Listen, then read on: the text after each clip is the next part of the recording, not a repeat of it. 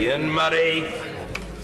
Mr. Speaker, I'm very grateful, and in the same tone I would like to say to my right honourable friend, who we've been on many delegations together, that we should treat each other with respect across this House. And in the same spirit as your opening remarks, Mr. Speaker, I stand in front of the shield of Joe Cox, and I hope today this Parliament can have a little bit more respect, not just for each other and Parliament, but for the public as well. Mr. Speaker, thank you very much for granting this urgent question. The EU Withdrawal No. 2 Act was passed by this House and given royal assent by Her Majesty the Queen on Monday, the 9th of September, brought in the name of my right honourable friend for Leeds Central and the right honourable member for North East Bedfordshire.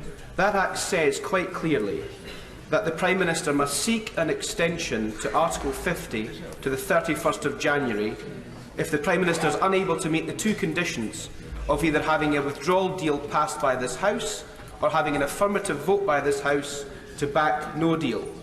Now, the Minister said in his opening response that there were a range of options.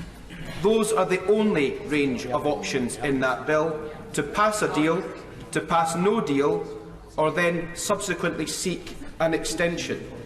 The Supreme Court decision this week and the debate in this House with the Prime Minister yesterday was a national embarrassment, and under any other political equilibrium, this Prime Minister would have seriously considered his position as Prime Minister and potentially resigned from it. Many people have lost their jobs in government for a fraction of what this Prime Minister has done over the last few weeks. Yesterday, the Attorney-General at that dispatch box, during the urgent question brought by my right honourable friend from the member from Edinburgh South West, said quite clearly, in the answer to a question from my right honourable friend, the member for Grantham, that he would abide by the law of the EU Withdrawal No. 2 Act 2019. He said that with uncharacteristic clarity when he said just simply yes in response to that question.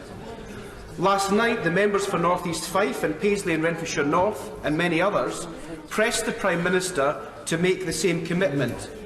He didn't give the same commitment in this House.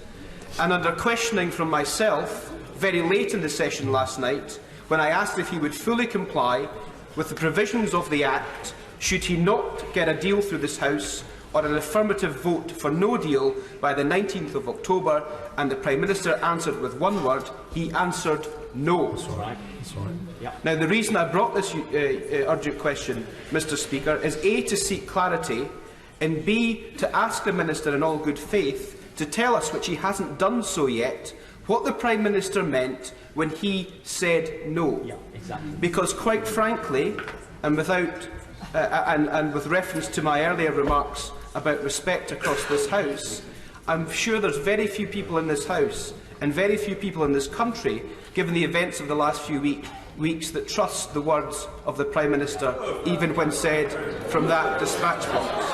The Prime Minister used. The Prime Minister. The Prime Minister used. The Prime Minister used, in a direct answer to my question, the word no. So I have several questions to ask the Minister, and in this new level of respect, I hope he's able to answer them directly. Yep, go on in. Go. What does the Prime Minister intend to do? What does the Prime Minister him? What does it typical? What does the Prime Minister intend to do if he doesn't get a deal through this House by the 19th of October, or an affirmative vote for no deal? Question one.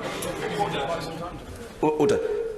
Can I very gently say to the honourable gentleman that he must rattle through the remainder of the questions very quickly, without drama, very quickly, please. Question two. Do we have to take the Prime Minister to court again to comply with the law? 3. What message does it send out when the Prime Minister says no to a straight question of whether or not he will comply with the law? And lastly, and most importantly, the Minister said, and the Attorney-General said, and I quote, "The government will obey the law." What does that mean? Can the Minister just come to the dispatch box and say that obeying the law means that the government will seek an extension to the 31st of January if the provisions of that Act are not met?